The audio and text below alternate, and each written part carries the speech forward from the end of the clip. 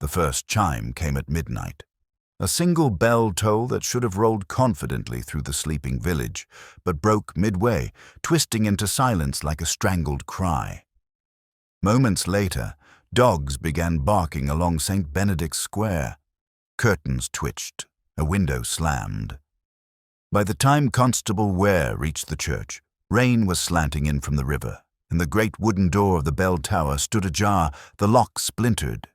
Inside, the smell of iron and old dust pressed close. A single lantern threw a trembling light over the stone floor, and in its circle lay Alan Dray, the organist, sprawled face up, hands oddly bent as if clutching at something unseen. His neck was broken clean through. The rope that hung from the belfry still moved, a slow pendulum swing in the damp air. When Ware looked upward, the trap door to the bell chamber was bolted on the inside. No ladder reached it. No one had gone up. No one had come down. Yet the bell had rung. The verger crossed himself, muttering a prayer. Outside, villagers were gathering in clusters under umbrellas, voices lowered, speculating with the fever that follows any impossible crime. One swore he had seen 2 shadows in the tower slats. Another insisted there had been a light, blue-white, pulsing. An old woman whispered that Alan Dray had played the devil's chord during evensong. Chief Superintendent Hadley arrived from the square with his coat dripping, his bowler under one arm, and his patience already exhausted. "Locked from the inside, was it?" he demanded.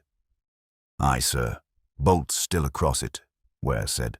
"Then either the murderer's a ghost, or someone's been clever enough to make me believe in one."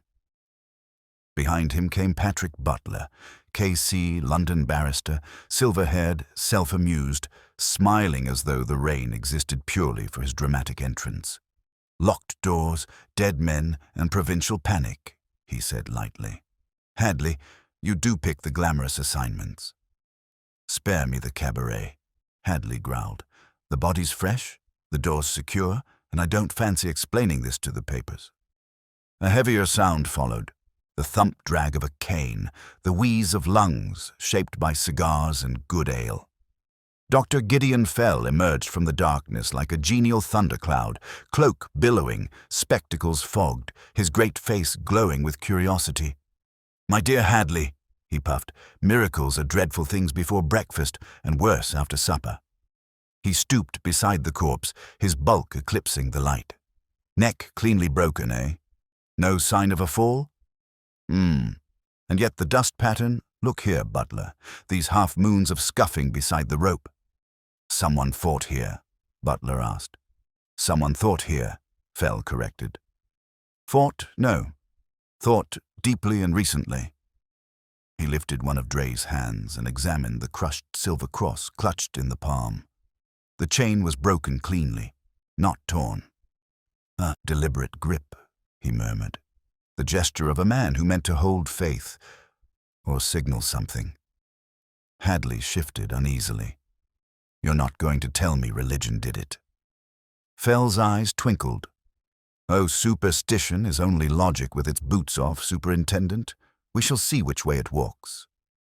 From somewhere above came a faint metallic click, as though one of the bells had sighed. All 3 men looked upward. The rope was moving again, though no hand touched it. Butler's torch flashed up the spiral, catching droplets and dust motes that swirled like ghosts. "Good Lord," he whispered, "it's moving on its own." Fell's voice dropped to a low rumble. "The world loves an encore," he said. "But let's make sure this performance has an audience." He turned, booming suddenly at the doorway. "Where?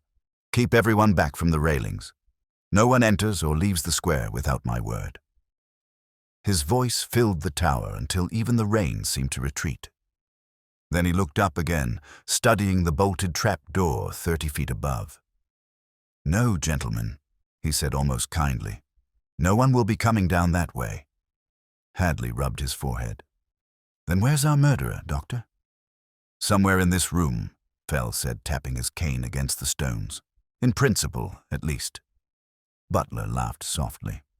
"Philosophy already?" Fell's grin spread under his mustache. In a locked-room murder, my dear butler, the corpse is never the only body present. One must look for the other, its shadow, its echo, or its idea. A gust blew through the tower slit, and the lantern flickered. For a heartbeat, the shadows of the three men stretched upward along the curved wall, merging until they seemed one distorted figure reaching toward the unseen bell. From the rafters came a single drip of water, sharp as a ticking clock. Hadley glanced toward the open door. "You hear that?" "Rain," Butler said. Fell shook his head. "No, listen closely." Another drip, a pause, then two quick taps like knuckles on metal. That, my friends, is the sound of a mechanism resetting itself. The rope gave one last lazy sway and went still. Fell leaned on his cane, satisfied. "Gentlemen," he said, voice softening to a growl, "there's someone up there all right." He pointed toward the body. "But the interesting thing is, he's already come down." Outside, the wind shifted and the bell gave a final hollow groan, as if the church itself had drawn breath. The villagers below crossed themselves again. Inside, the three men stood listening to the silence they had inherited. The impossible had begun. The church doors groaned as Hadley pushed them wider, letting a draught funnel through the nave. The echo of that strange, half-broken bell still seemed to linger inside the stones. Beyond the threshold, villagers pressed forward, faces lifted in the yellow lamplight spilling from the tower. Rain drummed on umbrellas and on the slate roofs of the square. It was the only sound brave enough to challenge the hush of curiosity. "Keep them back," Hadley barked. "No one inside without permission." Constable Ware hurried to obey, his boots squeaking on the wet flagstones. Yet whispers slipped past him like smoke, the sexton muttering of curses, the grocer swearing he'd heard 2 bells ring, not 1. Someone else claimed they had seen Alan Dray walking home an hour before the toll. The air outside filled with contradictions, the lifeblood of gossip and fear. Inside, Butler paced the nave, torch slicing along pews dark with moisture. "You realize," he said, "they'll invent 6 versions of this by morning. A ghostly hand, an invisible rope. The devil collecting his due. It will be marvelous for the newspapers." Fell's eyes glittered. "Superstition is the art of putting the wrong name to the right event. Let them talk. They'll supply us with motives we could never think of ourselves." He knelt beside the corpse again, adjusting his spectacles. Alan Dray was young, unmarried, and organist here for 3 years. Nothing unusual there. But he was wearing his Sunday suit. Hadley frowned. Meaning? Meaning he dressed to be seen, not to practice alone in a bell tower. Fell tapped his cane once on the stones. The sound traveled upward, swallowed by the dark. "Look up, gentlemen. Even in darkness, architecture has memory." Butler followed his gaze. The spiral stair wound upward into shadow. Water dripped somewhere far above, each drop landing with a small metallic click. The rope hung directly through the open space, its frayed end glistening. "Suppose," Butler said slowly, "our friend was pulled up by that rope and dropped again. A sort of theatrical trick." Hadley gave him a look. "And who was up there to do the pulling? The angels?" "Perhaps not angels," Fell murmured, "but someone well versed in appearances." He tapped his notes against his knee. A murder executed like a stage illusion requires rehearsal. The verger, small and trembling, approached the threshold of the tower. "Begging your pardon, sir," he said, "but there's something you might wish to see." He held out a folded paper, its edges damp and smudged. Hadley snatched it open. The ink had run, but a few words were legible. "The bell will ring for truth before dawn." Butler whistled softly. "Poetic, isn't it?"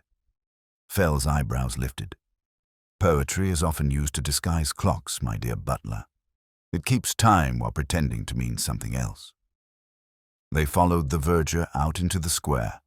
The rain had lightened to a mist, and the clock of the town hall showed 20 minutes past 12. The crowd parted nervously. Through the doorway of the pub opposite came a thin voice singing half a hymn, half a drinking song. Fell paused, listening to the rhythm of it, then turned abruptly to Hadley.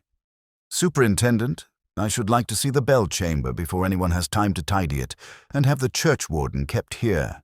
He knows more than he admits." "But the bolt, Fell. No one can reach it without a ladder." "Then," said Fell cheerfully, "we shall borrow a ladder, or make one from common sense." 10 minutes later, lanterns wavered up the spiral. The air grew colder with height. Rain had seeped through the louvers, pooling along the narrow steps. The bell itself hung motionless, its bronze flank reflecting the lamplight. A second smaller bell stood beside it, silent, its clapper missing.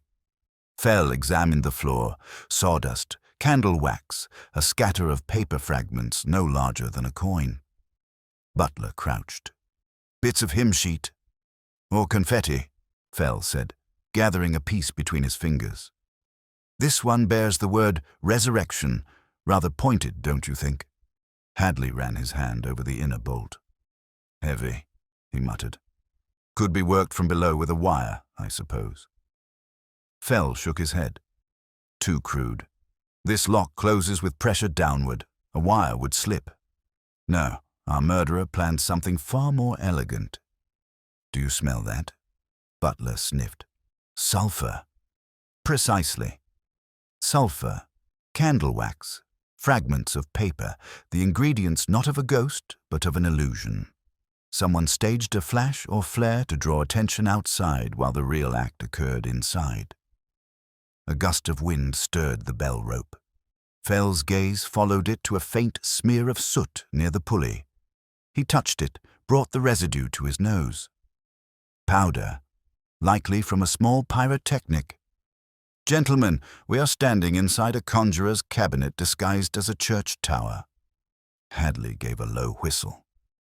"And Dre played the volunteer?" "Perhaps," Fell said softly. "Or perhaps the magician misjudged his trick." Below them, the muffled murmur of the crowd rose again. Somewhere in that sea of umbrellas, a voice shouted, "Another light in the tower!" They turned sharply. A glow trembled behind the bell as if from a candle newly lit, though none of them had struck a match. Fell's face, half illuminated, seemed carved from the same stone as the tower. "Stand back," he said quietly. "Let it burn a moment longer. Illusions reveal themselves best when they think no one is watching." The light flickered twice and went out. Silence followed, thicker than before. Butler exhaled. "If that's not supernatural, it's very determined." Fell chuckled. "My dear boy, the supernatural is only the natural performing without rehearsal." The three men descended slowly, each step echoing with the drip of water and the muted creak of the bell above them. In the nave, the clock struck 1. The square outside lay empty now except for the glimmer of police lamps. Hadley turned to Fell. "What do you make of that paper?" Fell tucked it into his pocket. "I make of it what I make of this entire business. Someone wrote a promise they meant to keep and perhaps kept it too literally." He paused at the door, listening once more to the rain. "Hadley, lock this place. No one enters until morning. The bell has already spoken once tonight. I'm curious to hear what it says next." Rain whispered along the stone gutters as the heavy door clanged shut behind them. The square was empty now. Even the murmuring crowd had thinned to shadows under lamplight. Inside St. Benedict's, the air smelled of damp rope and extinguished candles. The echoes of the bells seemed to linger, soft metallic sighs that refused to die. Hadley turned the key in the lock with a weary gesture. "If anyone tries to get in tonight, they'll have to be the Almighty himself." Fell chuckled, setting his hat on a pew. "He'd hardly need the key, my dear Hadley." He lowered himself with surprising delicacy onto a bench, cane across his knees, great coat steaming in the chill. "Now then, let us look at the facts before the imagination tramples them." Butler leaned against the pillar, striking a match for his cigarette. The flare lit his grin. "Fact 1, a dead organist. Fact 2, a locked tower. Fact 3. Something uncomfortably close to witchcraft. Fact 4, Fell added. We have no patience for melodrama before breakfast. Kindly put that cigarette out. It interferes with thought. He gestured toward the paper Hadley had pocketed earlier. The note. Read it again. Hadley unfolded it, holding it near the lantern. The bell will ring for truth before dawn. No signature. Ink smeared. Fell's eyes glinted. Ink and weather are gossips, Superintendent. They tell when a thing was written. That ink bled in rain. This message was posted outside and fetched in later. Butler raised a brow. By our dead organist, perhaps? Possibly, Fell said, or by someone who wanted us to think so. We must learn whether Dre was an optimist or a dramatist. The wind shifted through the arches, stirring hymn books on their shelves. Pages riffled softly, paper answering paper. Fell looked toward the organ loft. Where's the verger? Sent him home, Hadley said. Unwise. Fear clears faster than truth. He heaved himself up, cane scraping the tiles, and climbed the steps to the loft. Each tread groaned beneath his weight. The organ pipes loomed silver in the lamplight, their mouths black. A single key on the manual was pressed down as if someone's invisible finger still held it. Fell bent close. Ah, he said, almost kindly. Our ghost is a musician of detail. Hadley called up. What do you see? A weight on the key, a little wedge of candle wax, still soft. He lifted it delicately and held it to the light. Wax from the bell chamber, I'd wager. Whoever staged that trick wanted the bell to sound, the note to ring, and the crowd to come running, all without, revealing the true stage. Butler joined him at the railing, peering down into the nave. So our murderer set off a mechanical encore. Precisely. The oldest conjuring principle of all. Distraction. While the eyes watch the miracle, the hands commit the crime. They descended again. Fell walked slowly to where Dre's body had been. The floor had been cleared, but the outline of the lamp's spill still marked the stones, a lighter circle amid the gloom. He crouched, tracing the faint pattern of dust. Notice this arc here, he said, as though something rolled, a small barrel or a heavy case. Hadley frowned. No such object found. Then it was taken, Fell replied, which makes it the most valuable thing in the tower. Butler folded his arms. Suppose Dre brought it up himself. Some musical contraption, perhaps. Tried it, failed, fell. Then, Fell said, we must explain the locked bolt and the note for telling the hour. Accidents seldom schedule their publicity. A new sound broke their argument. Faint footsteps outside the nave, hesitant, stopping at the door. Hadley swung round. Who's there? The door creaked open to reveal a woman in a soaked shawl, her face pale but determined. I'm sorry, she said. I heard voices. I married Dre. Hadley's expression softened a fraction. The victim's sister? Yes. They said he'd been found. I needed to see. Her gaze caught the dark stain on the stones. She shuddered. He was a good man, Superintendent, but he'd been frightened lately. He said the bells spoke when he was alone. Fell regarded her over his spectacles. Did he say what they told him? She hesitated. Only that something was wrong with the tenor bell. It rang twice when it should once. Echo or imitation, Fell murmured. How very theological of metal. Mary looked from one man to another. You think someone killed him? We think someone performed an elaborate trick, Butler said gently. And your brother was the audience. Fell smiled faintly. Or perhaps the assistant who disappeared in the box. Miss Dre, did your brother receive visitors here after dark? She nodded. A man from the foundry, Mr. Kersey. They quarreled about the bell's repairs. Alan said the tone had changed, that something was inside it. Hadley made a note. We'll find this Kersey. Do, Fell said. and ask him how one hides a secret in a voice that cannot speak. The rain had stopped. Through the louvers above, the first thin streak of dawn showed grey. Fell watched it thoughtfully. "There is always one moment in these affairs," he said, "when the miracle begins to look embarrassed. We are approaching it." Butler gave a small laugh. "And when we reach it?" "Then," Fell said, tapping his cane, "we ask the bell to confess. Bells, you know, are honest instruments. They never lie about the weight they carry." The church lay still, poised between night and morning. Somewhere deep inside its walls, a drop of water fell with a patient tick, as though time itself were keeping score. A faint creak echoed from the bell rope above them, the sound so light that it might have been imagination. Hadley's pencil stopped mid-note. "If that bell moves again, Fell, I'll have the whole thing taken down and burned for evidence." Fell gave a rumbling laugh. "It would only sing louder in protest, my dear Hadley. Bells have excellent memories." He pushed himself upright, tapping the cane once for emphasis. "Now, let us hear your official theory before breakfast scuttles it." Hadley snapped his notebook shut. "The simplest version. Dre came here alone to check the mechanism, slipped from the stair, and broke his neck. The bolt was fastened earlier when he climbed up.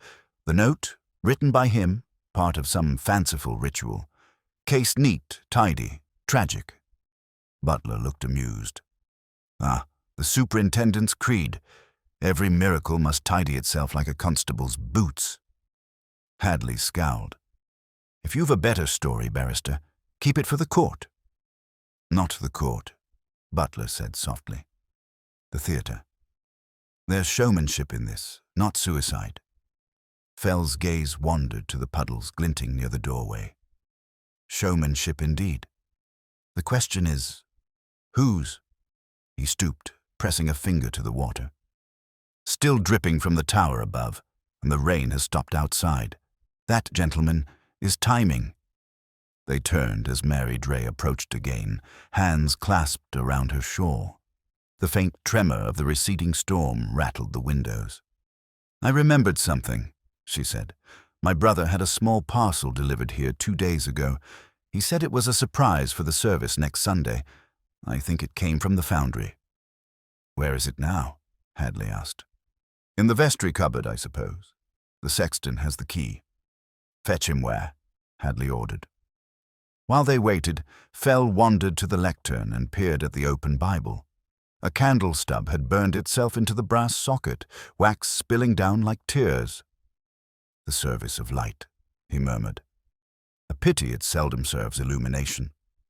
Butler joined him. "You think the parcel hides something?"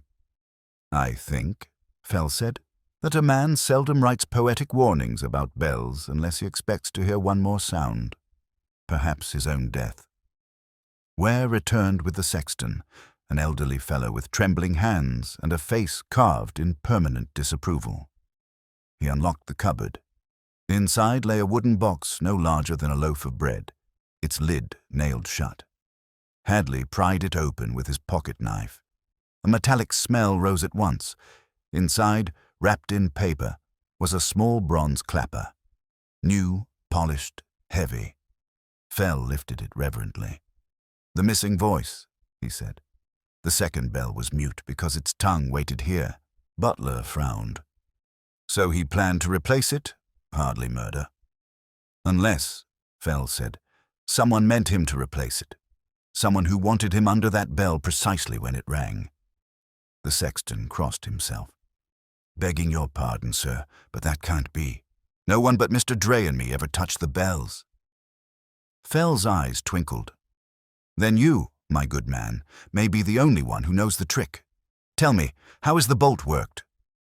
"From inside, sir. Just a bar drops into a socket. And no rope or wire connected to it." The old man hesitated. "Well, there's an old guideline that runs down the wall beside the rope. It used to steady the ladder when we cleaned the bell mouths." Fell leaned forward. "Still there?"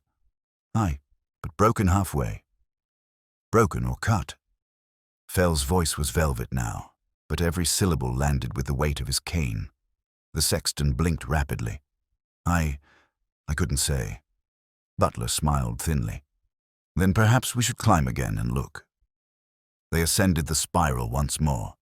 The air thickened with the smell of oil and old soot. The lantern's flame quivered, making the bells appear to breathe. Fell pointed his cane to the wall. A length of slender wire hung loose, severed cleanly near the pulley.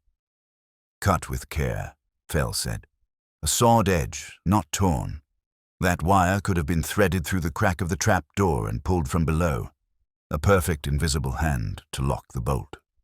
Hadley grunted. "Then our murderer locked it after the fact. But how the devil did he get out?" Fell smiled.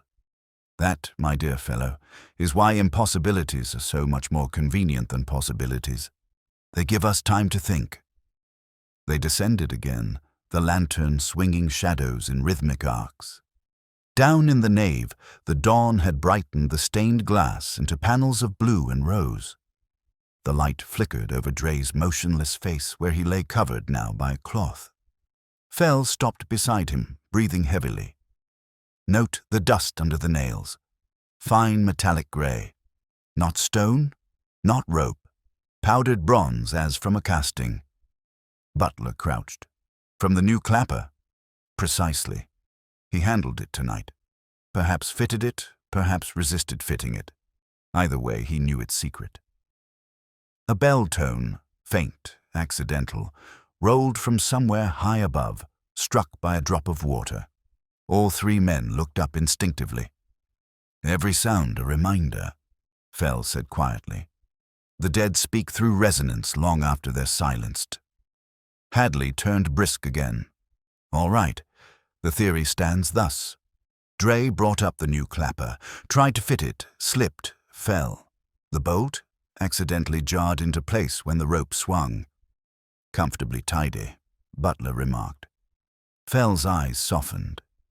"Tidy, yes. True, no. Nature may be clumsy, but it seldom locks its own doors from within." He walked toward the exit, cane thumping a slow counterpoint to the bell's faint groan. Outside, daylight was whitening the square. Puddles gleamed like small mirrors. Fell paused on the threshold.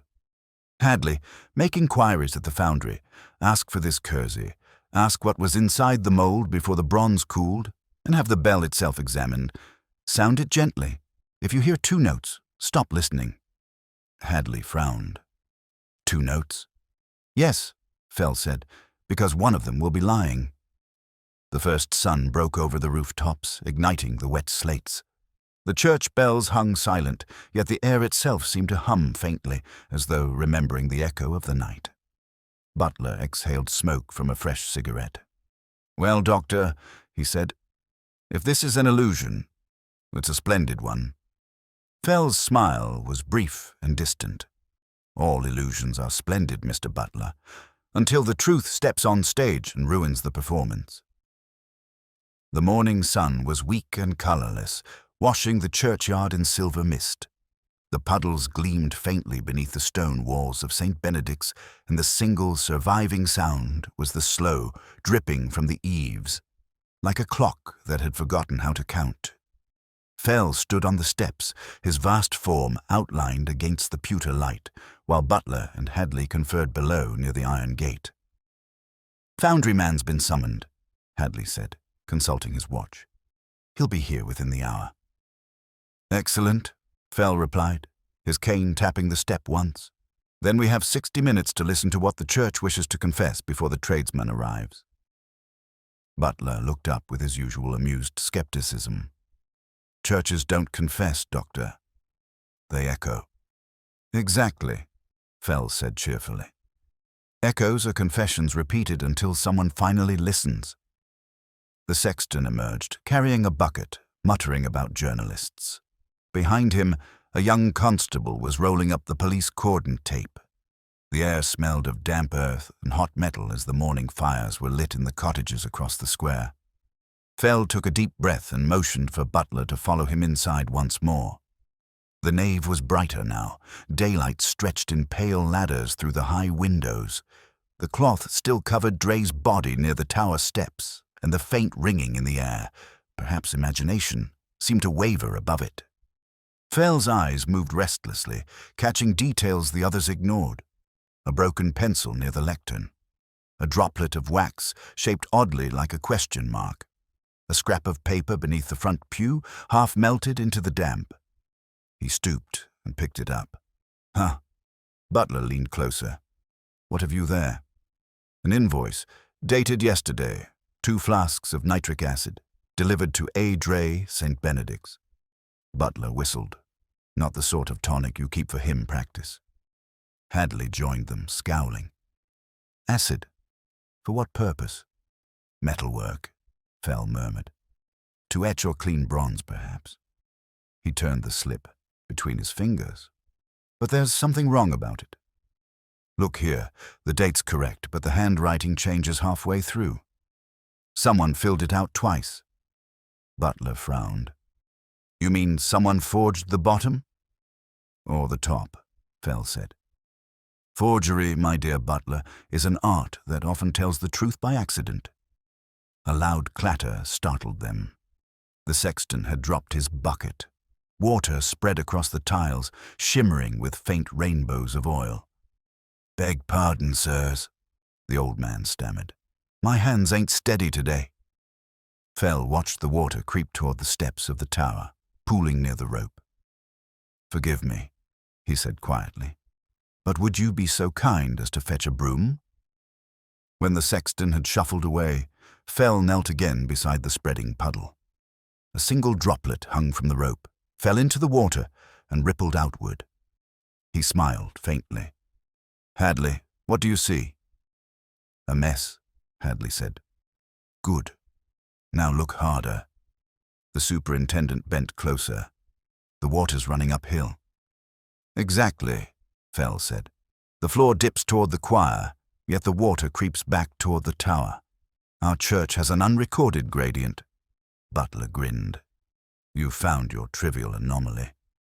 I've found the direction of gravity's opinion, Fell said. Something in that tower weighs more than it should. The door creaked open. A stocky man in a soot-streaked coat entered, hat in hand. Name's Kersey, he announced. I run the foundry at Havelock Street. Superintendent said you wanted me. Hadley motioned him forward. You delivered a bell clapper to Alan Dre 2 days ago. Aye. Bronze mix, custom mold. He said the old one rang off-key. Fell turned, spectacles flashing. Tell me, Mr. Kersey, what alloy was used? 80% copper, 20 tin, little zinc for tone. No lead? None, sir. Not since regulation changed. Yet this one, Fell pointed to the clapper lying on the table. Stains the fingers grey. Curious, don't you think? Kersey's face tightened. That's impossible. We polish every piece. Impossible, Fell repeated softly. A word that deserves a pension. He rubbed the metal with his thumb, then sniffed it. Lead. And another scent beneath it. Acid. Someone tampered with your work after it left the foundry. Kersey bristled. Not me, sir. I'd stake my forge on it. I believe you, Fell said. Tell me, what becomes of the molds once a casting is made? We break 'em, smash the clay, melt the runners. But someone might have kept a fragment. Kersey looked uneasy. Could be. Dre asked for the remnants. Said he liked to study structure. Odd fellow. Butler stepped forward. So our victim wanted the mold. Why? Because, Fell said, he suspected what was inside the bell. Hadley blinked. Inside? You mean physically? Inside the bronze? Precisely. A hollow resonance. He said it rang twice. If a second note hides there, it means an object embedded during casting. A body, a weapon, a keepsake. Perhaps a message. And perhaps our killer couldn't let him expose it. The idea hung in the air like incense. Even the sunlight seemed to hesitate. Fell tapped his cane once. Mr. Kersey, how long to cut open a bell without leaving marks? Not without a forge, the man said grimly. You'd have to melt it out. Exactly so, Fell murmured. Fire within metal, silence outside. A neat paradox. The church door banged again. Constable Ware hurried in. "Sir, there's smoke rising from the foundry sheds by the river. Looks like someone's lit the furnaces early." Fell's head snapped up. "Hadley, that's our murderer, at work. He's trying to destroy what the bell remembers." Butler grabbed his coat. "You think he'll stay there?" "If he's clever," Fell said, "he'll vanish with the ashes. If he's careless, he'll ring his own funeral knell." They stepped into the courtyard, the mist now thinning into weak daylight. A distant column of smoke curled above the warehouses across the river, dark against the pallid sky. Fell paused just outside the gate, listening. Far away, faint but distinct, came a single bell note, clear, metallic, trembling with urgency. He turned toward it, eyes bright beneath the brim of his hat. "There," he said softly. "The dead are speaking again, and I dislike being interrupted mid-conversation." He started down the road, the others close behind, their footsteps striking rhythm with the bell that refused to stop ringing. The smell of burning bronze thickened the air as they reached the river road. Smoke curled upward from the foundry sheds, black against the early light, rising in deliberate swirls that looked almost sculpted. A bell was still tolling faintly from the church behind them, a ghostly echo across the water. The sound chased them down the street like a reminder of something half understood. Fell lifted his head to listen. "There, you hear it? That's not an echo. That's resonance. Two bells answering each other, a fraction of a note apart." Butler squinted toward the smoke. "Then someone has woken its twin." "Or," Fell said, "its conscience." Hadley barked orders to the constables who had run up from the quay. "Get buckets, lines, anything that holds water. No one enters till I say so." A hiss answered him, the hiss of fire meeting rain-soaked timber. Inside the foundry, the furnaces glowed orange. Sparks drifted like fireflies in the smoke. The building groaned with the heat, iron beams expanding in protest. Kersey, the foundryman, had turned ashen. "That's my shed, sir. The molds, the bell blanks, everything." Fell laid a heavy hand on his shoulder. "Then perhaps your enemy chose his stage wisely. He wanted your memories to melt." Butler ducked under the lintel and led them through the doorway. The heat struck like a wall. Bronze pools shimmered on the floor, reflections of molten gold. A row of cracked molds stood against the far wall, some whole, some smashed. On one bench lay the remnants of a bell fragment, half melted, with a hollow pocket visible inside. "There," Fell said softly. "Proof that something lived within a bell." Hadley coughed through the smoke. "Good Lord, what is it?" "Nothing now," Fell answered, "but it was something worth burning." A shape moved at the far end of the shed. Butler swung his torch. "Who's there?" A man stumbled into view, sleeve over his mouth, eyes red from smoke. It was the sexton. "I came to help," he gasped. Hadley grabbed him. "You were told to stay at the church." "I saw the fire. I thought—" Fell's eyes narrowed. Thought to rescue what was left, or to make sure nothing was? The man sagged, muttering, "You don't understand. Mr. Dre wasn't meant to die. He promised me a share." "A share of what?" Fell asked. "The foundry man's secret. There was money in that bell. Coins, gold coins, melted inside the bronze when it was cast years ago. We were going to take it out, sell it. No harm done." Kersey turned on him furiously. "You lying devil! There's no gold in my bells."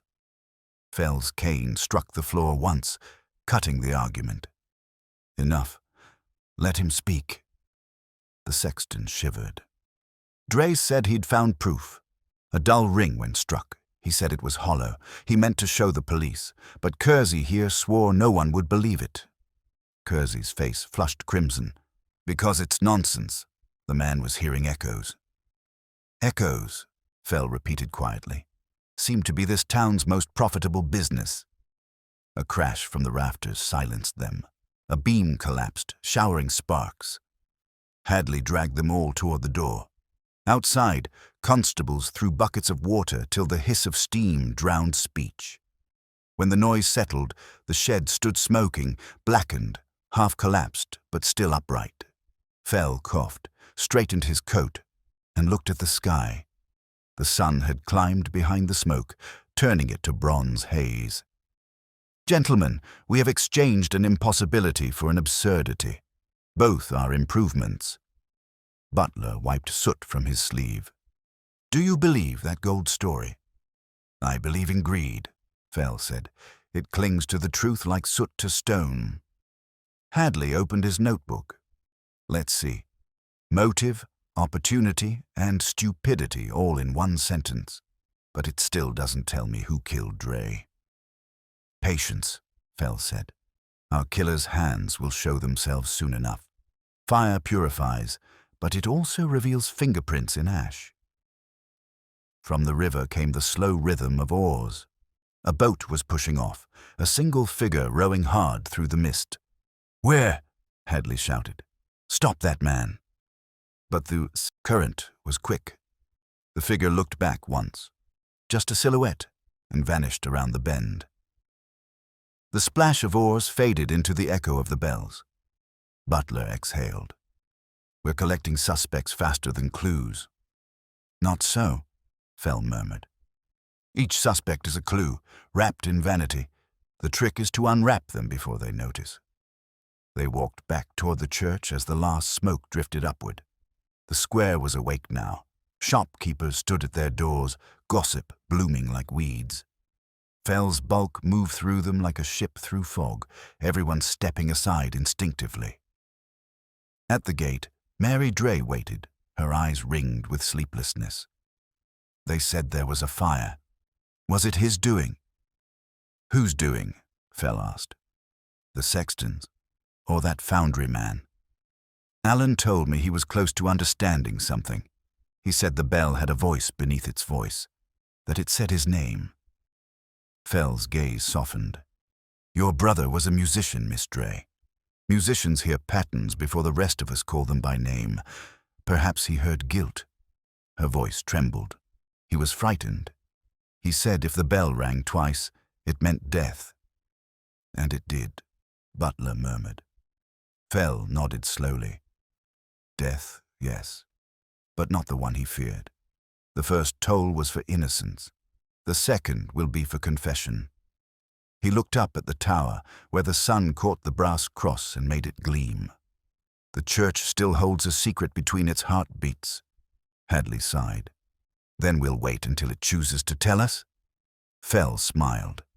"Oh no, Superintendent. We shall make it speak." He turned toward the square, eyes alive again. "You will prepare a warrant for Mr. Kersey on suspicion of fraud and obstruction, and find out who owned the bell before St. Benedict's acquired it." Butler raised an eyebrow. "Expanding the cast, are we?" "The field widens," Fell said gravely. "Behind every miracle there hides a congregation." As they re-entered the churchyard, a breeze lifted the ash from their coats. The single bell that still hung above them stirred faintly, and for an instant its tone shivered down through the air, not loud, not clear, but like a whisper from metal trying to remember its own crime. A deep tremor rolled through the still air of St. Benedict's Square. The remaining bell in the tower gave a sudden, heavy clang, not struck, but convulsed, as though something inside had kicked against its prison. The sound shuddered down through the mist and across the roofs, scattering a flight of doves in pale confusion. Butler looked up sharply. "Good God, Fell, it's ringing again." "Not ringing," Fell said, his eyes narrowing. "Protesting." They rushed through the gate and into the church. The nave was darker than before, its colors drained by the smoke from the foundry drifting back across the river. The echo of the bell still pulsed faintly in the rafters. On the stones near the tower, the cloth that had covered Dre's body had shifted. Just a corner, lifted by a draft. It revealed one of his hands, palm open now, as if it had relaxed in death. Fell bent over it. "Do you see?" he whispered. "The cross he clutched is gone." Hadley frowned. "You're telling me someone came in here again?" Someone who thought they'd left something behind. Before he could continue, the sexton stumbled in through the side door, face pale and dripping with sweat. "It's the bell, sir. It's cracked clean through." Hadley grabbed him by the arm. "What are you talking about?" "I swear it, a split right across the rim. I went up to listen, and something moved behind it." Fell's cane struck the stones. "Then we climb." They ascended the spiral once more. The air was heavy with heat from the fire across the river, the smell of metal and wet ash hanging thick. In the chamber, the great bell loomed like a hulking animal, dark and still, except for a faint hiss from within. Fell held his lantern close. A thin thread of smoke curled from the crack in the bronze. "Burning metal," Butler muttered. "How?" Fell interrupted. "Not metal. Cloth." He hooked his cane into the bell's hollow and drew out a scorched fragment of linen. A smear of wax and something darker clung to it. "Candle soot, yes, but this stain is blood." Hadley stiffened. "Another body?" "Not yet," Fell said, "but one very nearly. Someone was here to destroy evidence, and the bell resisted." A sound cut him short. The faintest scrape of a shoe on the stair below. Butler spun toward the opening. "Someone's coming up." Fell's face broke into a smile of grim delight.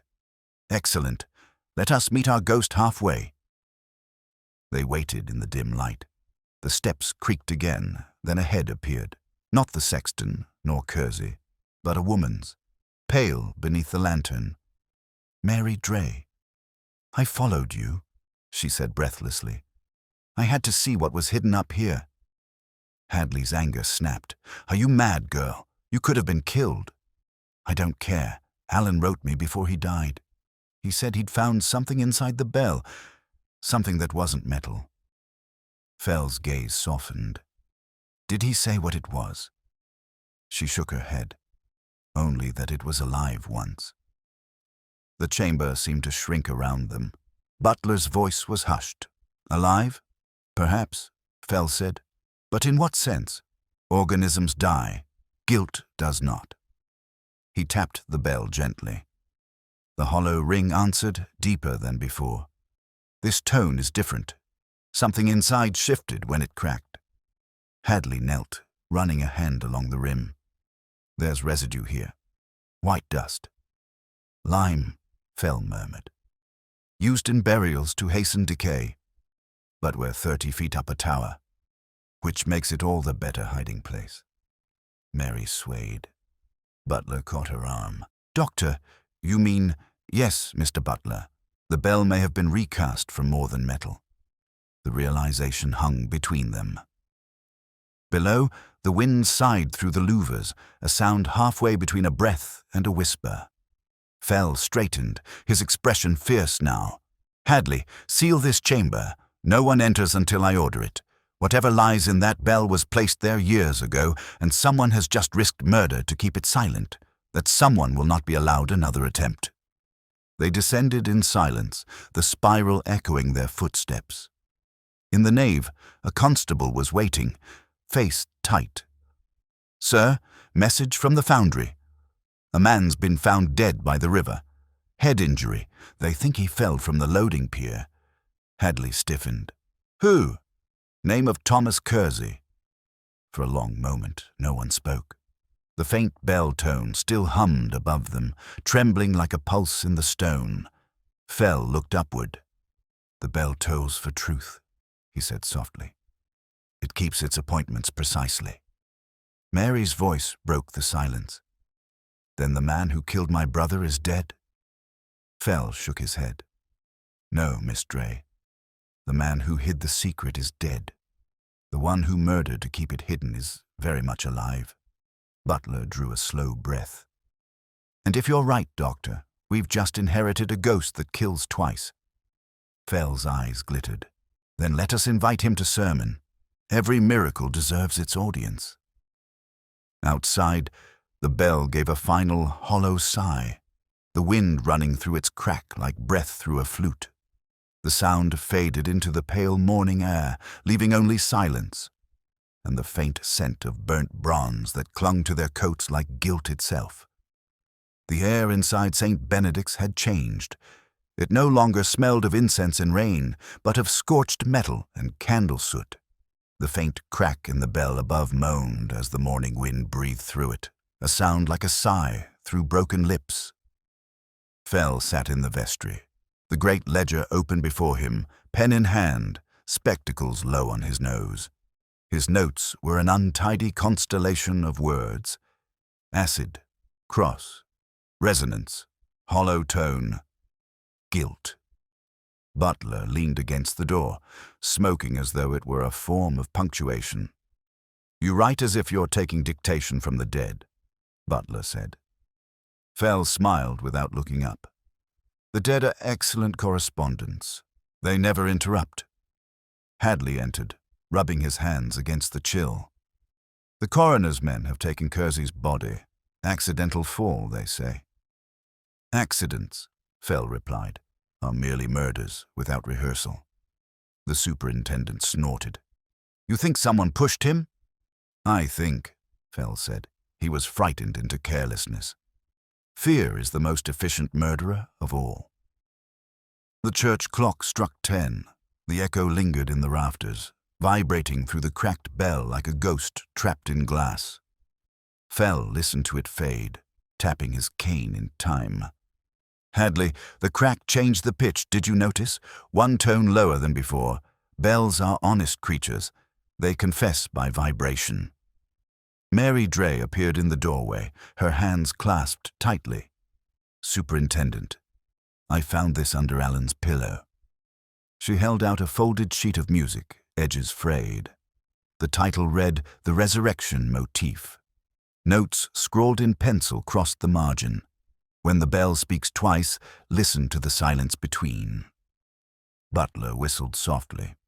"That's no hymn, it's a message." "Indeed," Fell murmured, examining it. 2 tones written, a semitone apart. He heard them both before he died. He meant to prove the second voice existed. Hadley frowned. "Then someone proved it for him?" "Exactly." Fell's pen scratched across the page of his notebook. "The question is, whose confession did he overhear?" Outside, the square had brightened. Through the stained glass, light fractured across the desk, turning the ink to purple and gold. Fell stared at the reflection of the cracked bell in the window pane. "You see that, Butler? The split looks like a smile. Bells are the most ironic of instruments. They sing of faith, yet they're hollow." "Meaning?" Butler asked. "Meaning," Fell said, "that our murderer worships appearance, not belief." Hadley pulled up a chair. "We've got 3 names. The sexton, the sister, and whoever paid Kersey to keep quiet." "Which do you prefer?" Fell chuckled. "The same one you do, superintendent, the one who volunteered too much truth." A sudden clang broke the quiet. The remaining bells swayed once, twice, and fell still again. Its echo filled the vestry like breath drawn in. Fell rose, peering toward the tower. "That," he said, "was no accident of wind." They hurried into the nave. The sunlight made the air glitter with dust. At the base of the tower stood the sexton, hat crushed in his hands, staring up in terror. "It rang by itself," he stammered. "I swear on my soul." Fell advanced slowly, cane striking the stones. "Your soul, my friend, has been on retainer too long. Confess its employer." The old man shook his head violently. "I never meant harm. Dre said the bell was cursed, that gold or bones was inside it. I only helped lift the clapper. Nothing more." "And took the cross from his hand after he died?" Fell asked softly. The sexton's mouth opened and closed. I thought it belonged to the church." "It does now," Fell said. "As evidence?" Hadley stepped forward. "You're under arrest." "No," Fell said quickly. "Let him stand where he is. He's not the brain of this miracle, only its echo." The sexton sagged, bewildered. "Then who?" Fell turned his gaze toward the doorway, where Mary still stood, pale as marble. "The person who first told us the bell rang twice." She flinched. You think I... No, Miss Dray. I think you believed him, but someone fed him that belief. Someone who knew that superstition and science can look identical in poor light. Butler exhaled smoke. Then who orchestrated the illusion? Fell smiled, slow and grim. Someone who understood sound, time and fear, a musician perhaps, or a craftsman, but above all, a perfectionist.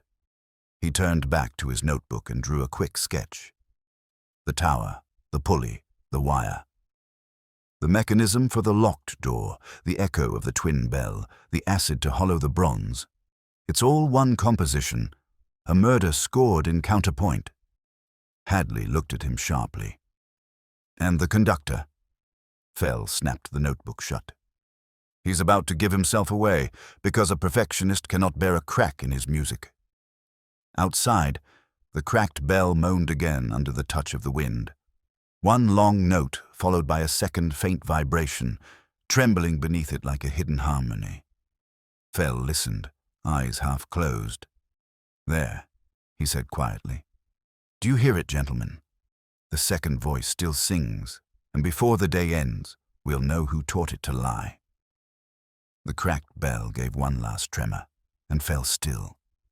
In the silence that followed, Fell's eyes gleamed with the calm of a man who had finally heard what he needed. Gentlemen, he said, it's time to let the church speak properly, under supervision. He drew his cloak around him, that familiar rustle of fabric marking the decision. Hadley, arrange for every soul concerned with this affair to gather here this evening. We'll have our demonstration when the light's at its weakest. Bells prefer dusk for confession. Hadley grumbled, You mean to stage a show? Fell's laugh rolled like thunder. Indeed. But this time the illusionist will not be in charge. By twilight, the nave was lit only by lamps and the faint glow of candles.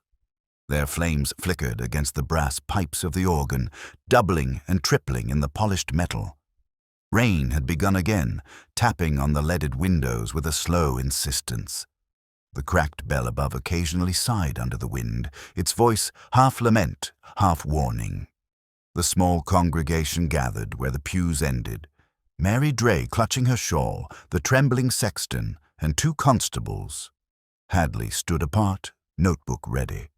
Butler leaned against a column, eyes bright with amusement. Fell took the floor before the altar, looking almost cherubic beneath the candlelight.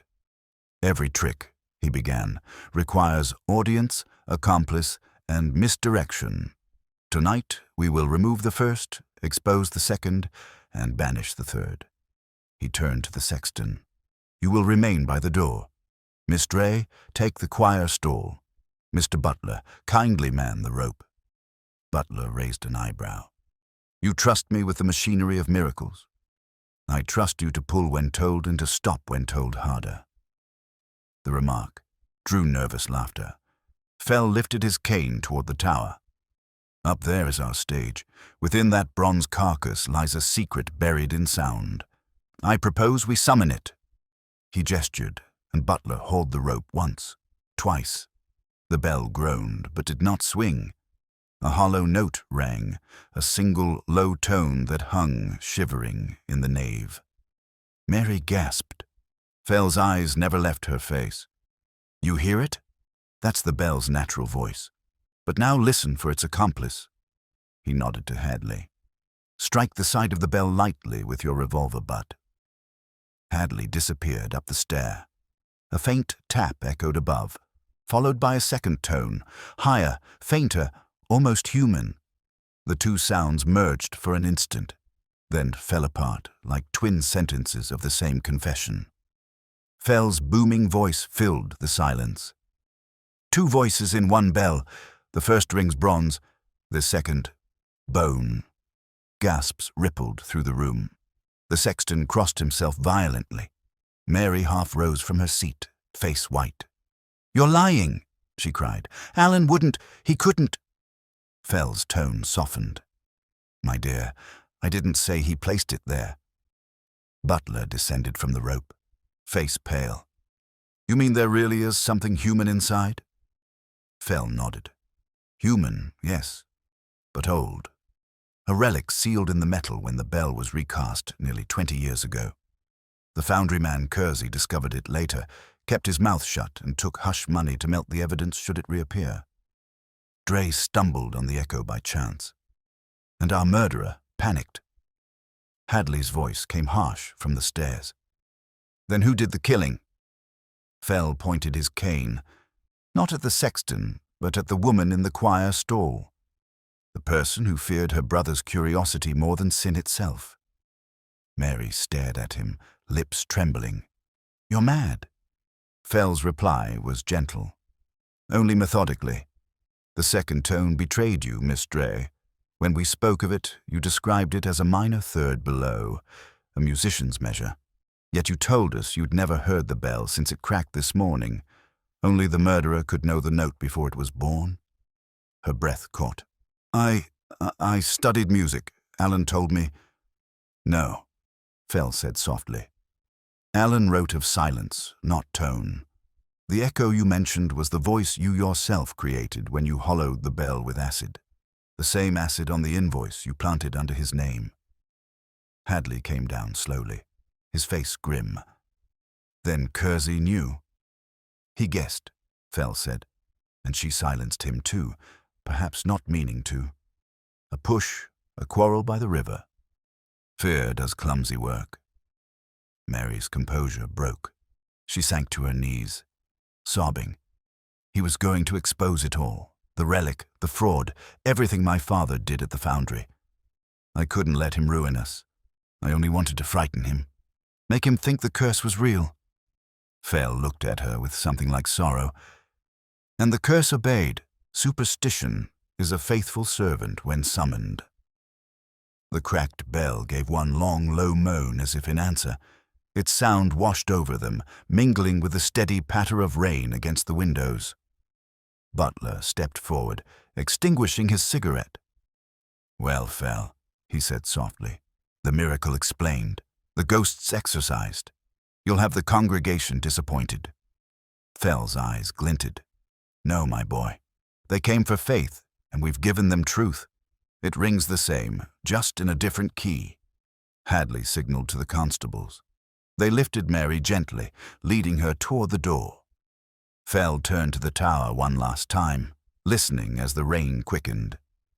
"Every bell," he murmured, "is half silence and half confession. The rest of the story waits in the hollow." The rain thickened against the windows of St. Benedict's, a silver curtain through which the lamplight quivered. The last echo of the bell's moan still floated in the air, fading into the hush that follows revelation. Fell stood motionless before the altar, his great shoulders rounding under the weight of the storm. His voice, when it came, was low and deliberate, half lecture, half lament. "Ladies and gentlemen," he said, "we have reached the point in the drama where illusion must yield to arithmetic. You have heard the confession, yes, but understanding is another matter." He gestured toward the tower. "Let us review the miracle we were sold. A man found dead in a locked bell tower, a bell that rang of its own accord, a note predicting the sound of truth before dawn, and now a sister's confession of fear. The puzzle is perfect because it depends not on hidden doors or invisible ropes, but on the oldest conjuring device in the world, timing." Butler moved closer, arms folded. "Then the trick was mechanical?" "Partly. The acid weakened the bronze inside the bell where no eye could see. When Alan Dre climbed the stair to fit the new clapper, he struck the first note, and the vibration shattered the weakened point.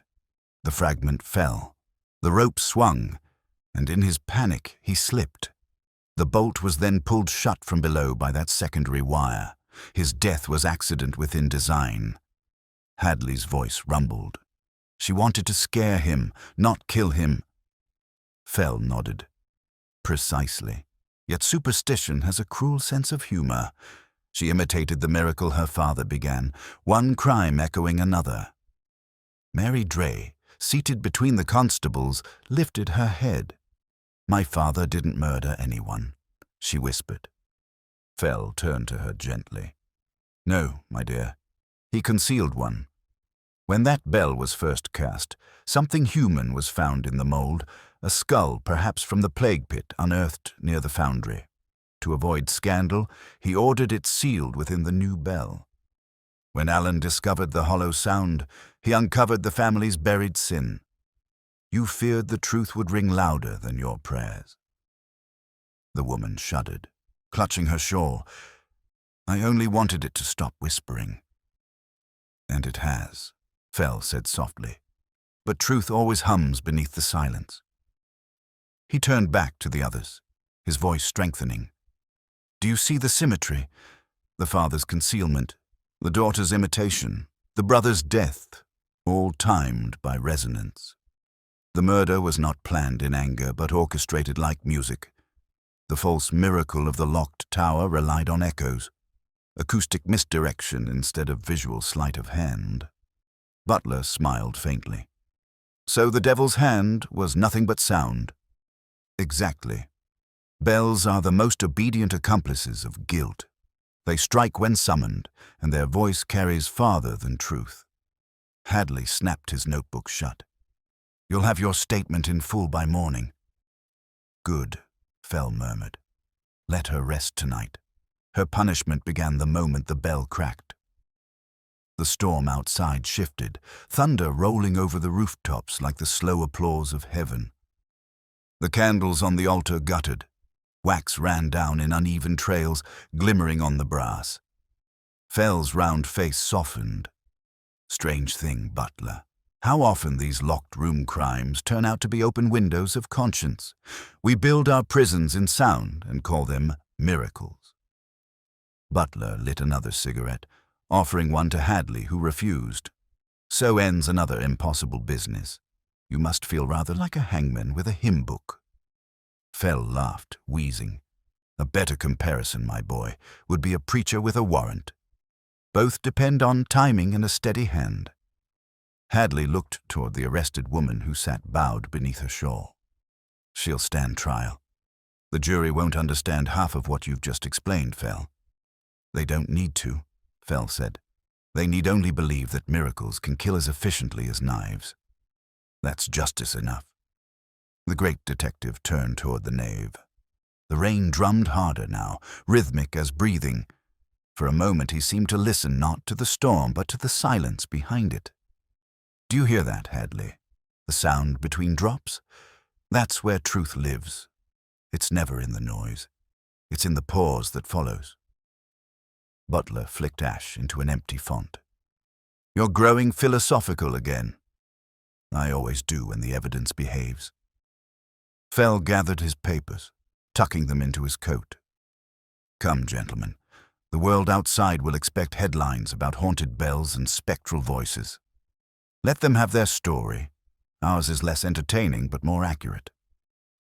They walked down the aisle toward the door. The cracked bell above them groaned once as the wind shifted, then fell silent. Fell paused beneath it and looked up, his face lit by the lantern glow. You've done your penance, old fellow, he said softly. Ring no more. Butler turned at the threshold. Doctor, one last question. Why do these impossible crimes always happen to you? Fell's smile was weary but kind. Because, my dear boy, the impossible has very poor taste in company. Outside, the rain washed the square clean of soot and rumor. The tower loomed dark against the lightning, the bell no longer moving, its secret finally still. Fell stood beneath his umbrella, eyes on the windows of the church, where candlelight still trembled like small, stubborn souls. Hadley muttered, another miracle destroyed. No, Fell said quietly. Another miracle explained. And explanation, Hadley, is the only magic that never fails. The storm broke fully then, drumming on the stones as they crossed the square, their figures dwindling into mist. Behind them, St. Benedict stood silent, keeping its final secret, a single drop of water slipping through the cracked bell, falling into darkness like a benediction. The rain thinned to a steady whisper as they reached the steps of the King's Arms. The lamps in the square were blurred halos in the mist, their reflections trembling in the puddles like molten coins.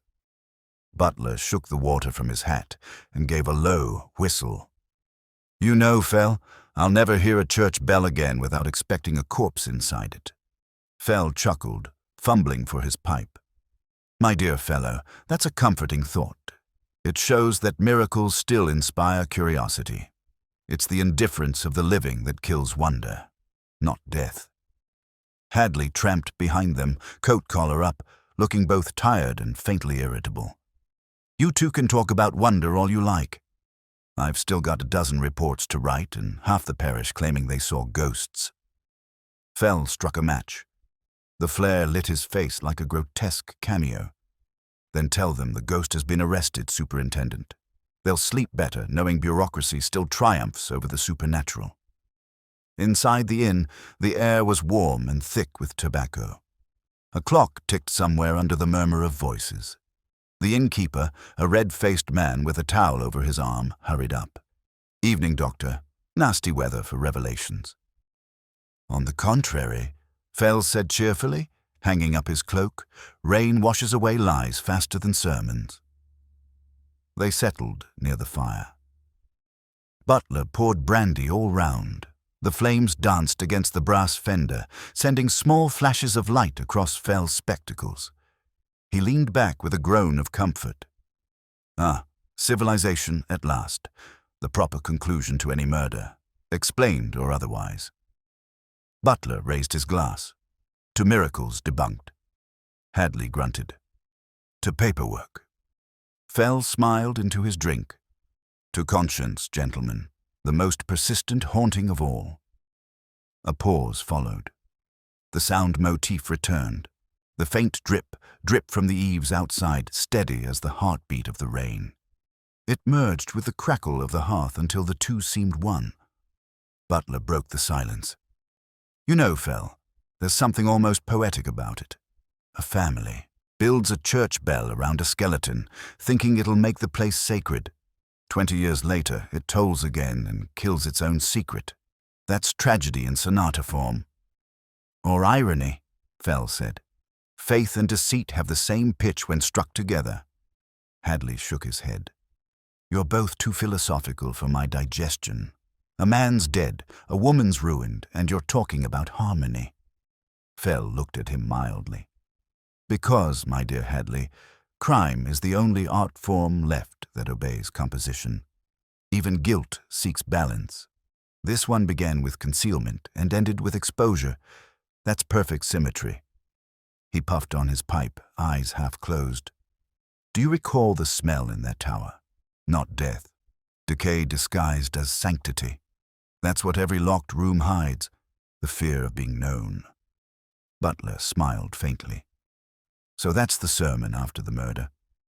"Indeed," Fell said. "A good crime is just a parable that forgot its moral." The inn clock struck 11, deep and resonant. For a moment, all three men listened to it. The tone seemed to echo faintly from the direction of the church, a ghostly companion to the sound. Hadley glanced at the window. "That'll be St. Benedict's answering. You sure it won't start ringing by itself again?" "Not unless remorse has learned to wind ropes," Fell said dryly. They laughed, quietly, almost guiltily. Then Fell reached into his pocket and withdrew the small silver cross taken from Dre's hand. He placed it on the table. "This belongs to no evidence locker. I shall return it to the church tomorrow. The dead must have their punctuation marks." Butler tilted his head. "You're sentimental." "I'm thorough," Fell replied. "Justice without ritual is only arithmetic." The rain softened further, turning to mist. Through the window they could just see the outline of the bell tower, a faint silhouette against the dim sky. A single lantern glowed at its base, swinging in the wind like a tired star. Butler stared at it for a while, then said, "Do you ever tire of these things, Fell? The puzzles, the deaths, the echoes?" "Never," Fell said, puffing contentedly. "Each mystery is merely an argument with chaos. And chaos, bless it, always loses on points." Hadley drained his glass. "I'm going to bed before you start quoting poetry." "Go, my friend," Fell said with mock solemnity. "You've earned your peace. The rest of us must linger among the metaphors." The superintendent trudged upstairs, leaving Fell and Butler alone by the fire. The detective watched the last ember fall and smiled to himself. "You know, Patrick, the world's full of bells, church bells, school bells, alarm bells, but none of them ring as loud as a guilty conscience. That's why I listen." Butler raised his glass, one last time. "And you always hear it first?" Fell chuckled, the sound mingling with the soft patter outside. "Only because I know what silence sounds like." He turned toward the window, where the rain made faint halos on the glass. The tower was almost invisible now, swallowed by mist. "Somewhere," he murmured, "a bell waits for its next story. God help the poor devil who writes it." The fire sank to embers.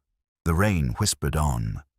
And from the far distance, across the sleeping town, came one faint chime, just a single note, trembling, neither curse nor blessing, fading into the silence that followed.